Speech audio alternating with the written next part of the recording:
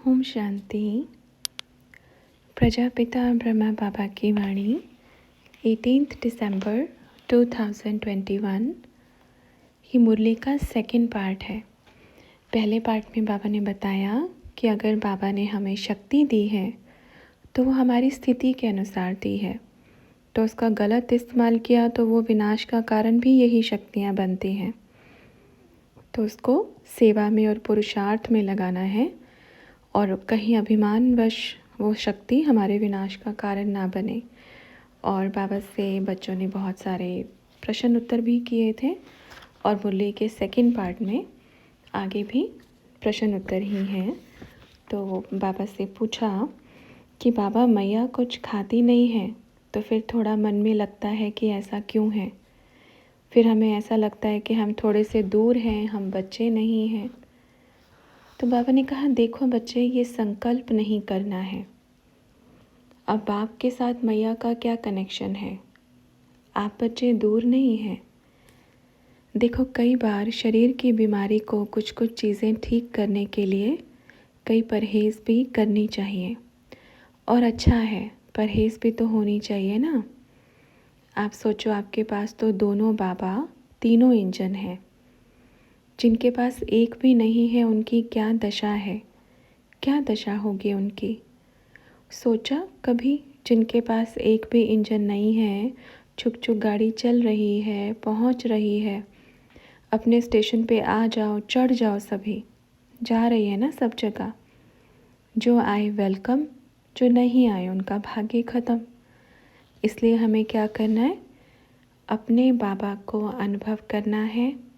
इतना प्यारा बाबा है, क्योंकि देखो अब इतने समय से बाबा से मिले, अब धीरे धीरे बाबा का रूप बदल जाएगा।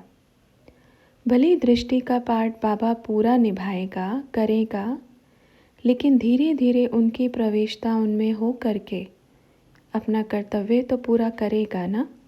वो तो ज़रूरी है ना। सत्युग में जाना है, सबको जाना है ना, तो वो तो ज़रूरी है विनाश। देखो अपने दिल्ली में घूमो, मकड़ी का जाल बन गया है ना।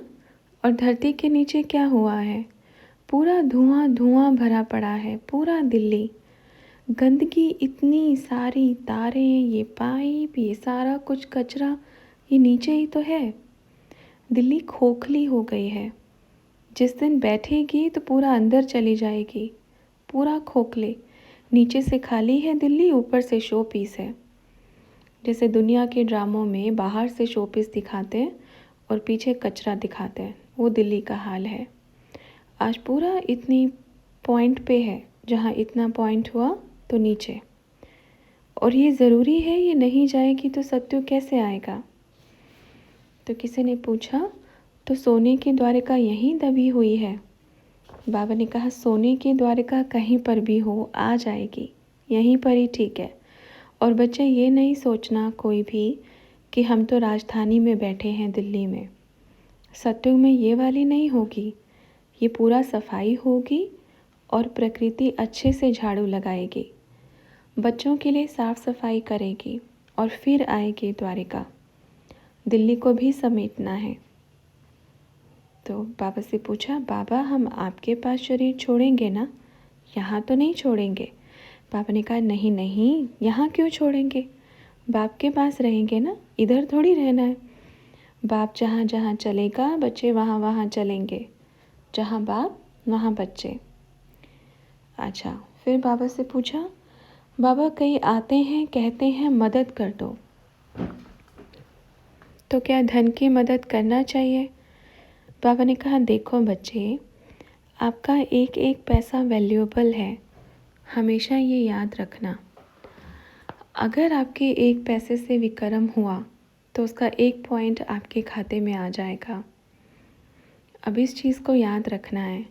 और अगर आप बार बार बार बार किसी की मदद करते रहे और वो महा आलसी बन गया, वो कुछ काम धाम नहीं करेगा, तो उसका बोझ भी आपके ऊपर आएगा। मदद करो जहाँ ज़रूरत हो, समय पर, जब उसकी स्थिति कमज़ोर हो। और जब मांगने वाले आते हैं तो क्या करते हैं, पूरा दिन मांगते हैं और रात को एक लगाते हैं और आराम से सो जाते हैं। अगर आपको दान भी करना है तो बच्चों को फल दो, टोली दे दो, कुछ फ्रूट दे दो, पर पैसा नहीं दो, क्योंकि अगर वो सच में भूखा है तो वो भले ही आपके पास भोजन रखा है तो भोजन भर के दे दो, उनको खा लेगा जाके। तो किसी ने कहा कई लोग ऐसे हैं जो फ़ीस नहीं दे पा रहे अपने बच्चों की, कोई है अपना जो गोल्ड नहीं छुड़वा पा रहे। तो बाबा ने कहा वो क्यों, उन्होंने गिरवी रखा है तो वो जाने, आपका क्या हिसाब किताब है उसमें। एक बात बताओ, जब आप इस चीज़ से मुक्ति प्राप्त कर रहे हो तो दूसरों को क्यों हम ऐसे करें। अगर उसने अपना गोल्ड रखा है तो अपने दम पर रखा होगा, ऐसे थोड़ी कि अब लास्ट टाइम में मेरी मदद करना तो हम गोल्ड छुड़वा लेंगे। और बच्चे पैदा किए हैं तो फीस भरने की ताकत भी होनी चाहिए। मेहनत करो, बच्चे पैदा हुए हैं तो उनकी पढ़ाई लिखाई करो। बड़े स्कूल में नहीं पढ़ा सकते तो जितनी अपनी हैसियत है उस स्कूल में पढ़ाओ। ऐसा नहीं होता है कि हम बच्चों को तो हाई फाई स्कूल में पढ़ाएंगे। हाँ, अगर आप इतनी हिम्मत करके पढ़ा सकते हो, क्योंकि बच्चे इसका घूम के ज़रूर आता है, ये चीज़ हमेशा याद रखना। अगर आपके अंदर पैसे कमाने की ताकत है तो अपने बच्चों को भी उस अनुसार, क्योंकि अगर आपने अपनी हैसियत से ज़्यादा बच्चों को उस स्कूल में डाला तो फिर बच्चों की डिमांड इतनी बढ़ जाएगी, इतनी बढ़ जाएगी, आप खुद को भी बेच देना तब भी उनकी डिमांड कम नहीं होगी। इसलिए अपनी स्थिति अनुसार बच्चों की पढ़ाई कराओ, और उसका भाग्य अगर उज्जवल होना होगा तो छोटे स्कूल में भी बड़ा उज्जवल हो जाएगा, क्योंकि उसकी मेहनत इतनी रहेगी ना।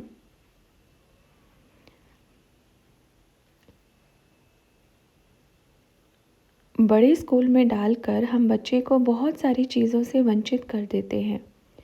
उनको हम ये सिखा देते हैं कि हाँ, हमारे पापा के पास बहुत पैसा है, वो बहुत धनी है, तो हम जितना चाहे मांग सकते हैं।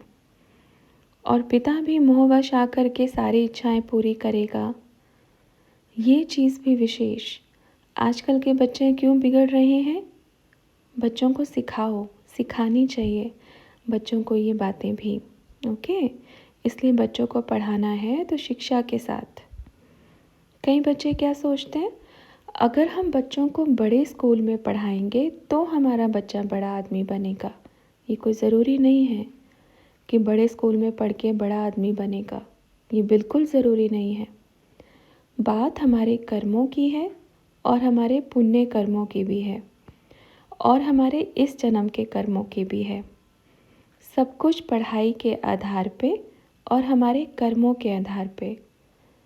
कोई छोटे से स्कूल में पढ़ के भी बड़ा ऊंचे स्थान पर चला जाता है एक बच्चा, तो माँ बाप को ये चीज़ समझनी चाहिए, जितना आपका लेवल उतना ही अपने बच्चों को पढ़ाओ, बच्चे को समझाओ। बच्चे देखो, आपके माँ बाप ऐसे कमाते हैं तो आपको ऐसे पढ़ना है, आपको ज़्यादा व्यर्थ नहीं गंवाना है, समय भी और पैसा भी। तो बच्चों को शिक्षा आएगी, बच्चों का भविष्य बनेगा। कई बार हम क्या करते हैं, वही चीज़ बता रहे हैं, अपने से ज़्यादा हैसियत के स्कूल में डालते हैं, फिर क्या करते हैं, बच्चों की डिमांड बढ़ती है। उसके पास ऐसी कार है तो मुझे भी चाहिए, उसके पास ऐसा साइकिल है तो मुझे भी ऐसा चाहिए, उसके पास ऐसे कपड़े हैं तो मुझे भी ऐसे चाहिए। क्यों कहा?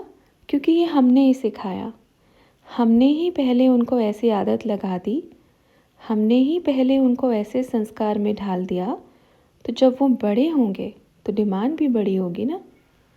हम सोचते हैं छोटे बच्चे हैं तो उनको अच्छे से अच्छा दें, पर जैसे वो बड़े होते हैं फिर और महंगा, और बड़े होते हैं तो और बड़ी डिमांड। चलते जाओ चलते जाओ, आप छोटे पड़ जाएंगे, आपके पास ख़त्म हो जाएगा, पर उनकी डिमांड ख़त्म नहीं होगी। तो माँ बाप को क्या करना चाहिए, सोचो। कहते हैं ना, एक कहावत है, जितनी चादर होती है ना इतना पैर पसारो। तो किसी ने कहा बाबा, ये कलयुग को देख कर के बच्चे भी वैसे होते जा रहे हैं। तो बाबा ने कहा भले ही बच्चे कैसे भी हों, मालूम है माँ बाप का प्रेम और संस्कार बच्चे का भविष्य बनाकर ही रहता है, ये निश्चित है। चाहे बच्चे का कैसा भी संस्कार क्यों ना हो, जब माँ बाप का संस्कार पावरफुल होता है ना, तो छोटे बच्चे को वो किसी भी रीति से मोड़ करके चला सकता है। क्योंकि जब पौधा छोटा होता है तो उसको कैसे भी मोड़ दो वो मुड़ जाएगा, पर वही पौधा जब बड़ा हो जाता है फिर वो कभी नहीं मुड़ेगा। वो दूसरों को तोड़ देगा पर खुद नहीं टूटेगा। इसलिए हमें क्या करना है, अपने बच्चों को, छोटे चाहे किसी के भी बच्चे हों, आपके दोस्त के बच्चे हों, पड़ोसी के बच्चे हों, सबके बच्चे हों, उनको प्यार से ढालना है, उनको शिक्षा देनी है ताकि बाहर का कुसंग उन पर ना लगे। ठीक है? क्योंकि अगर अपन बच्चों को समझाएगा ना तो कोई बच्चा समझने वाला नहीं है, ये अपन पक्का बोल रहे हैं। क्योंकि उनको पानी कौन सा मिला है शुरू से, जो माँ बाप ने सींचा, जैसे सींचा, क्रोध का कैसा भी पानी दिया, कैसा भी दिया, तो वो सींच सींच करके ऊपर हो गया। और कुछ संस्कार कहते हैं ना, जैसे माँ बाप इतने प्यारे होते हैं तो जो खून होता है ना, वो संस्कार भी बच्चे में होते हैं। माँ या बाप दोनों पे जाता है ये एक खून का कनेक्शन, भी बहुत अच्छा कनेक्शन है। बुरा कहो अच्छा कहो, जैसे सुंदर माँ बाप होंगे तो बच्चे ऐसे पैदा होंगे, क्योंकि पैदाइश तो है ना। अब उनको वही रक्तपान मिलेगा, वही उसी का ही संचालन होगा पूरे जीवन भर इस बॉडी में, इस शरीर में वही चलेगा ना। तो इसलिए, और ऐसा नहीं है कि कोई संस्कारों को नहीं बदल सकते, बदल सकते हैं। इसलिए इसमें ज़्यादा बुद्धि नहीं चलाना, बस विचार करना है कि अगर ये चीज़ मुझे परेशान कर रही है, वैसे आपको बच्चे परेशान नहीं कर रहे हैं, आपका मोह परेशान कर रहा है। बच्चों ने कहा बाबा एक्चुअल में माँ बाप के पास पैसा होता नहीं, सुबह से शाम तक मेहनत करते हैं, फिर बच्चे कहते हैं मुझे ये चाहिए, मुझे वो चाहिए। तो बाबा ने कहा आप सीधा मना करो, बिल्कुल। आप भले कर्जे में बैठ जाएंगे पर बच्चों को कोई फिक्र नहीं रहेगी। ऐसा कर्जा नहीं चढ़ाना बिल्कुल भी, ठीक है? क्योंकि देखो बच्चों को मिलता रहेगा तो उनकी डिमांड बढ़ेगी, जब उनको स्टॉप लग जाएगा तो वो कुछ नहीं कर पाएंगे। क्या कर सकते हैं ज़्यादा से ज़्यादा, छोड़ करके अपना इधर 10-15 रोज़ के लिए सेवा में आ जाओ, देखते हैं फिर कौन डिमांड पूरी करेगा। ऐसे अकल आनी चाहिए ना। 10-15 रोज़ के लिए अच्छी सेवा करो, छोड़ दो, अगर शिक्षा देनी है तो। नहीं तो ये जीवन है, कोलू के बैल जैसा घूमते रहो, घूमते रहो, सार नहीं मिलेगा और वही शरीर छूट जाएगा और ना कुछ प्राप्ति होगी। ठीक है बच्चों? इसलिए आधार है आपके पास बाप की सेवा, निकलने का रास्ता भी दिया है और निकल भी सकते हैं। ठीक है? बुद्धिवान भोले बच्चे, भोले किसको बोलते हैं? भोलेनाथ को जिसने पहचाना है। भोले बच्चे क्या होते हैं मालूम है? कहीं कुछ भी हो रहा हो उनको ज़्यादा उसके ऊपर फोकस नहीं करते, ध्यान नहीं देते। जो कर रहा है अपना अपना कर्म कर रहा है, मैं अपनी बाबा की याद में सेवा में मगन हूँ, बस। ये भोले बच्चों की निशानी है। अगर हम खोद खोद के किसी से कुछ कुछ चीज़ें कर रहे हैं इधर उधर की, तो ये भोले नहीं हैं, ये चतुराई दिखाते हैं। ऐसी चतुराई नहीं चलती। भोले माना क्या? भले बात करो, बाबा की बातें करो, आज हमारा पुरुषार्थ क्या हुआ ये बातें करो, बाबा क्या क्या बोल कर जाते हैं ये बातें करो, हमें अपने संस्कारों को कैसे ठीक करना है ये बातें करो।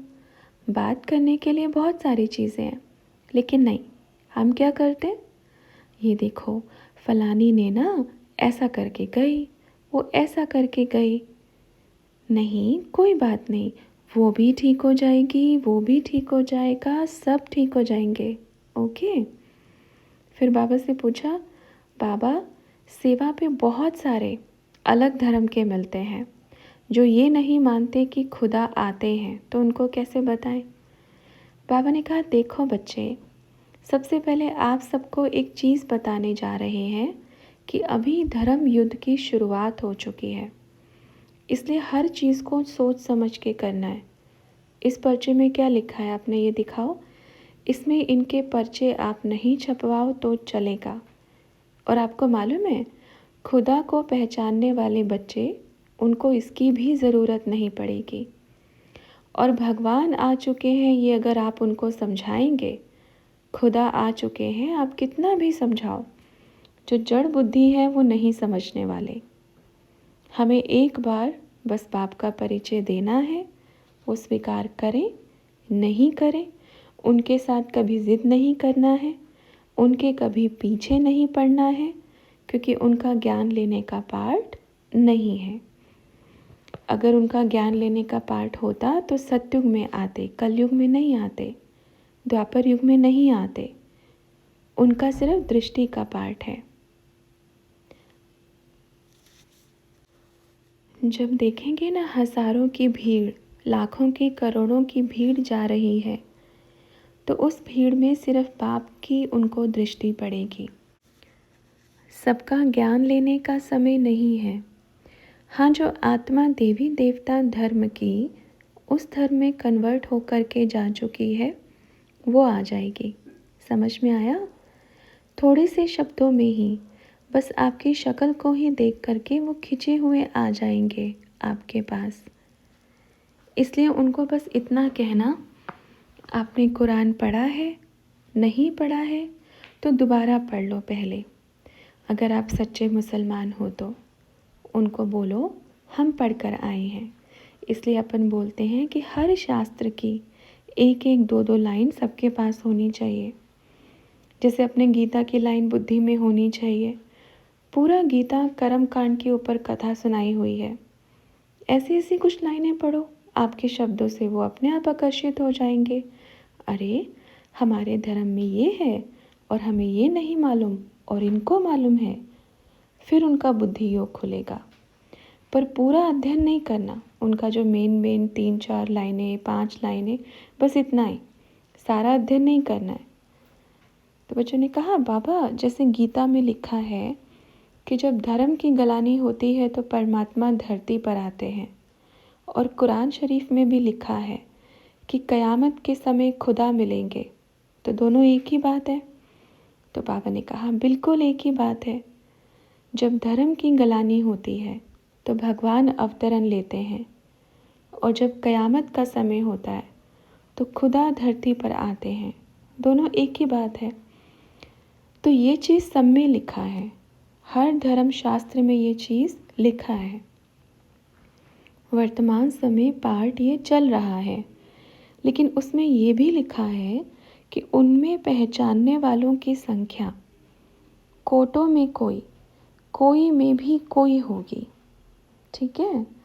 मूढ़मती लोग मुझे नहीं पहचान सकते, ये भी लिखा है गीता में, है ना? मैं एक साधारण से तन में अवतार लेता हूँ, और आज के मूर्ख बच्चे कुत्ते बिल्ली को खोज रहे हैं। अरे, कहीं कुत्ते में तो भगवान नहीं आ जाए गलती से, बिल्ली में तो नहीं आ जाए, इसमें तो नहीं आ जाए, चूहे में तो नहीं आ जाए, सब में खोज रहे हैं। तो ये चीज़ है।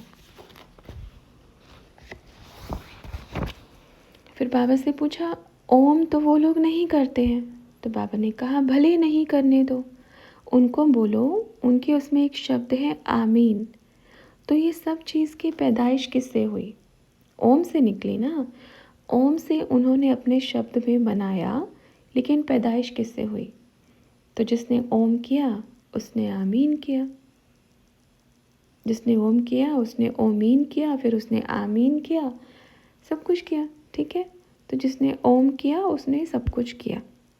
अच्छा, फिर बाबा से कहा, बाबा एक 8 साल का बालक अफ़गान से है, उसका खुदा से मिलने का ड्रीम है, लेकिन उसके माँ बाप इंग्लिश हिंदी नहीं समझते, उनका लैंग्वेज नहीं है, तो कैसे बात कर सकते हैं?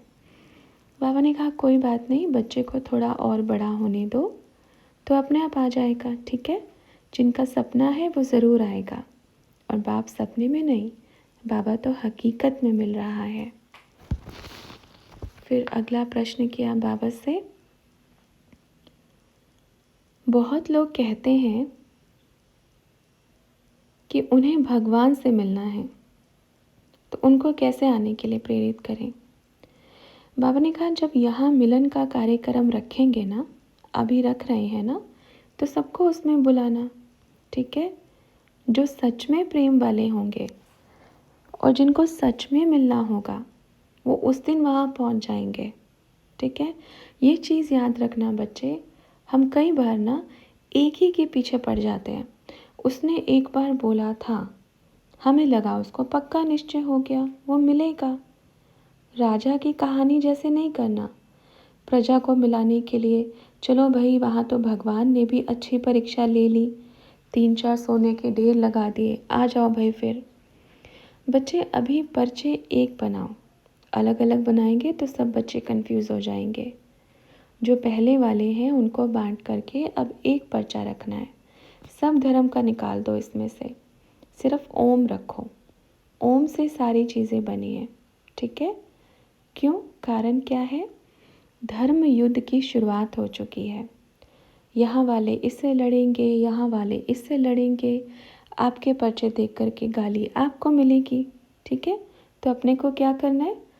कम शब्दों में संदेश पावरफुल देना है। इतना बैठ के कोई भी नहीं पढ़ेगा, या तो फाड़ देंगे या ऐसे बना करके गोला फेंक देंगे। ओम का महत्व बहुत अच्छा है। अब सब जगह बोलो, एक ही पर्चा रखो और इसमें जो भी नंबर लिखना है अपना भले ही छापो। एक से ही एकता आएगी, अनेक से अनेकता आएगी।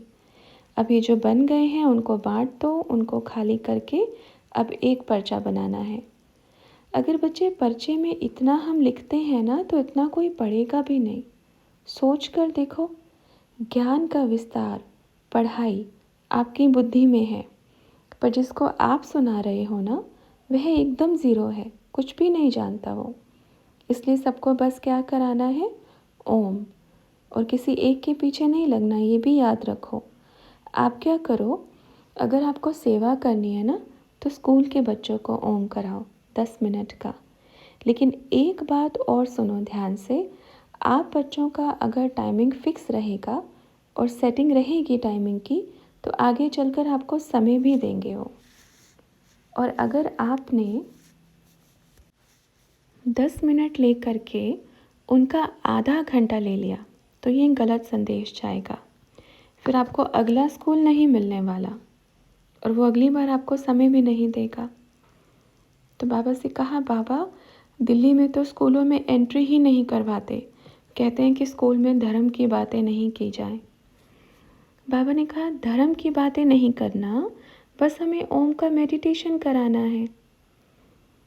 तो बच्चों ने कहा, बाबा इंटरनेशनल स्कूल में कहते हैं कि अलग अलग धर्म के बच्चे आते हैं, वहाँ ओम नहीं करा सकते। बाबा ने कहा तो योगा में कराओ, साधन बहुत है, लेकिन देखना बच्चे धीरे धीरे कराएंगे, ठीक है। लेकिन कितने भी धर्म के आए पर बैठ करके कराना है, आपका कार्य नहीं रुके। बच्चे आप सोचो, हर स्थान अब बाप का स्थान है, इसलिए सबको आकर्षित करना है। आपको मालूम है जब ओम के फ़ायदे जानेंगे ना तो हर धर्म वाली आत्मा करेगी, अरे अच्छा इतना फ़ायदा होता है, क्यों ना हम भी करें। अच्छा बच्चों, आपको मालूम है जो बच्चे करीब वाले होते हैं ना, अपन साथ साथ परीक्षा ले रहे हैं अभी सभी की, अपना बाबा साथ साथ, मिलने वाले करीब वाले बच्चे ज़रूर आएंगे और दृष्टि लेने वाले भी आएंगे। आप उनको ओम करने के लिए बोलो, ओम करो, आपको जल्दी खुदा मिलेगा। और वैसे भी बच्चे वो अपने अपने हिसाब से सब कर भी रहे हैं, अपनी हर समय की नमाज अच्छे से पढ़ते हैं। देखो वो अपना समय पर अपना कायदा कानून छोड़ते नहीं हैं, भले कितना भी पाप कर्म करें, पर वो अपना नियम कभी नहीं छोड़ेंगे। पर शिव के बिना उनकी गति भी नहीं होगी। शिव के बिना गति सद्गति किसी की भी नहीं हो सकती। महाकाल के बिना गति सद्गति किसी की भी नहीं हो सकती। अभी अपन चलते हैं। तो बच्चों ने एक और प्रश्न किया, बाबा हम अगर आपसे मिलते रहना चाहें तो कैसे मिलें? बाबा ने कहा मिलते रहो, जहाँ जहाँ मिलन होता है, देखो अब तो हर महीने कहीं ना कहीं चल रहा है ना, तो जब आपके दिल करे आ जाना, ठीक है। लेकिन अभी तो कितने भाग्यशाली हो, कितने थोड़े थोड़े से बच्चों में मिल गए। भीड़ होती है ना तो फिर सभी बच्चे चाहते हैं।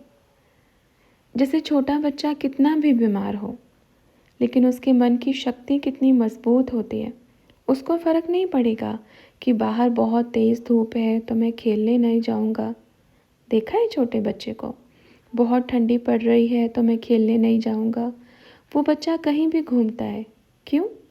और भले ही उसके लौकिक माँ बाप उसके साथ नहीं होते, पर वो फिर भी सेफ्टी से बाहर आ जाता है। वह बच्चा जानवरों के साथ भी खेल सकता है, जानवर भी उसको कुछ नहीं कहेंगे।